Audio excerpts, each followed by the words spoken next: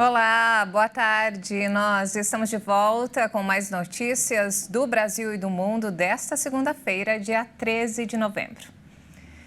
E eu abro essa edição falando sobre economia. Olha só, o mercado financeiro voltou a reduzir a previsão da inflação para este ano. Já a projeção para a atividade econômica segue estável. A previsão do mercado financeiro para o Índice Nacional de Preços ao Consumidor Amplo, considerado a inflação oficial do país, caiu de 4,63% para 4,59% neste ano. A estimativa está no Boletim Focus desta semana, divulgado pelo Banco Central. O relatório traz a expectativa de instituições financeiras para os principais indicadores econômicos. O centro da meta oficial para a inflação em 2023 é de 3,25%, com margem de tolerância de 1,5 ponto percentual para mais ou para menos. Para 2024, a previsão foi ajustada em 0,01 ponto percentual para cima, a 3,92%. O levantamento que capta a percepção do mercado para indicadores econômicos apontou ainda que as estimativas de crescimento do Produto Interno Bruto, o PIB, seguem em 2,89% para este ano e 1,5% para o próximo. A pesquisa semanal mostrou ainda que as perspectivas para a taxa básica de juros, a Selic, são de 11,75% para esse ano e 9,25% para 2024. O governo federal pretende reduzir o tempo gasto para o registro de patentes de 7 para 2 anos. A medida tem o objetivo de contribuir para o aumento de emprego e renda, além de estimular as novas tecnologias no país. Atualmente, o Brasil tem mais de 20 milhões de micro e pequenas empresas. Somente neste ano, esse grupo de empresas gerou quase 70% dos novos empregos no país.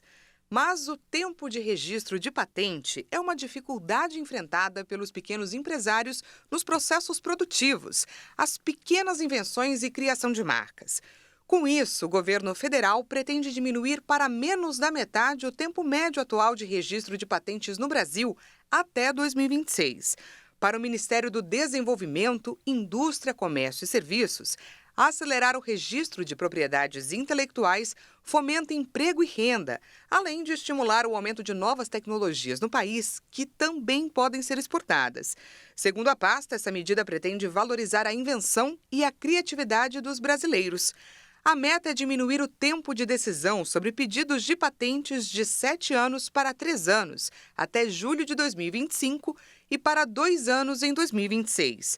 O projeto foi elaborado pelo Grupo Interministerial de Propriedade Intelectual e reúne 63 ações. Atualmente, o Instituto Nacional da Propriedade Industrial, responsável por conferir e chancelar as propriedades intelectuais, tem um estoque pendente de análise de 115 mil patentes, mas com capacidade anual de 27 mil análises. A Polícia Federal cumpriu na manhã de hoje mais de 20 mandados contra traficantes e agiotas. A suspeita é que os alvos movimentaram cerca de 50 milhões de reais. As polícias federal e civil cumprem 13 mandados de busca e apreensão e 9 de prisão temporária nos estados de Minas Gerais, São Paulo e Espírito Santo.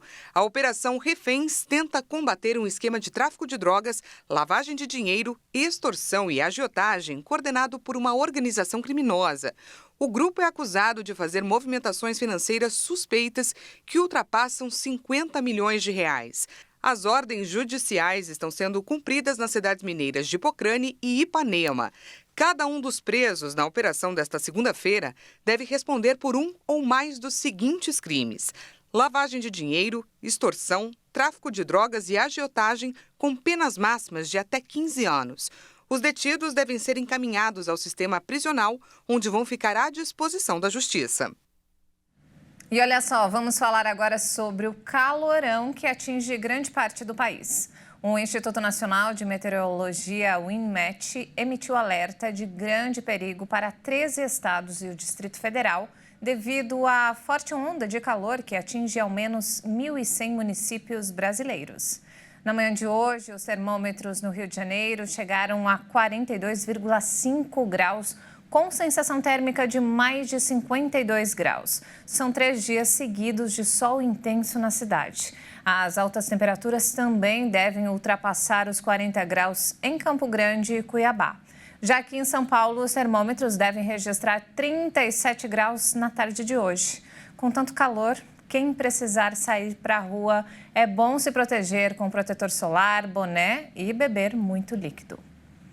E mudando de assunto, depois de mais de um mês de muita tensão, brasileiros e familiares que estavam desde o início da guerra na faixa de Gaza já estão voando rumo ao Brasil. O avião da Presidência da República, que foi até o Egito buscar o grupo, decolou do Cairo na manhã de hoje. A bordo estão 22 brasileiros e 10 parentes palestinos. A previsão é que o voo pouse por volta das 11h30 da noite em Brasília. E enquanto isso, os conflitos se intensificaram na região. A Agência da ONU para os Refugiados Palestinos alertou que suspenderá em 40 horas as operações de ajuda em Gaza, devido à falta de combustível no território palestino, que se encontra devastado pelos combates entre Israel e Hamas. O anúncio foi feito pelo diretor da entidade, Thomas White, na rede social X, o antigo Twitter. O dirigente explicou que a falta de combustível vai privar 200 mil pessoas de terem acesso à água potável, uma vez que 2 dos principais fornecedores não têm como abastecer caminhões para efetuar a entrega do insumo. A agência informou também que uma de suas instalações em Rafah, no sul da faixa de Gaza, sofreu danos significativos após 3 ataques diretos da Marinha israelense no domingo. A entidade afirma ter registrado mais de 60 casos de danos colaterais ou ataques diretos contra sua infraestrutura, principalmente as escolas que acolhem milhares de civis, durante as 5 semanas da ofensiva israelense contra o enclave palestino. A ONU informa que mais da metade dos 2.400.000 habitantes da faixa de Gaza estão deslocados e dependem totalmente de ajuda humanitária para sobreviver.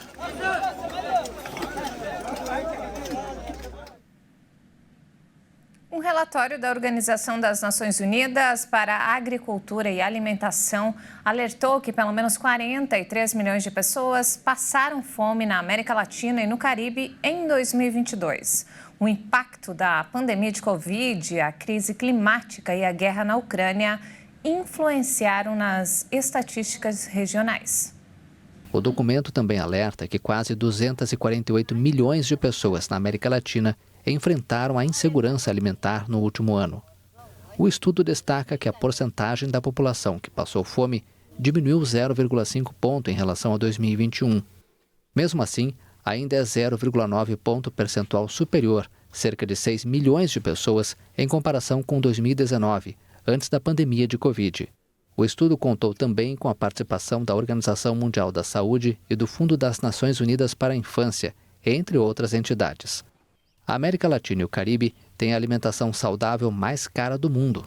Enquanto o preço médio global é de 3,66 dólares por pessoa, o custo na região é de 4,08 dólares, impulsionado principalmente pela interrupção na cadeia de suprimentos e escassez de recursos causada pela pandemia. E antes de encerrar, olha só, em meio ao risco de erupção vulcânica, a Islândia evacuou a cidade de Grindavik após registrar mais de 1.000 tremores de terra.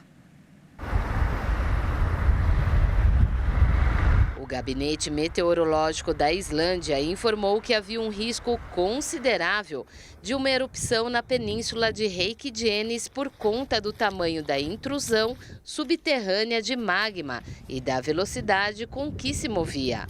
De acordo com vulcanólogos, a previsão é que não demore muito para haver uma erupção em horas ou alguns dias.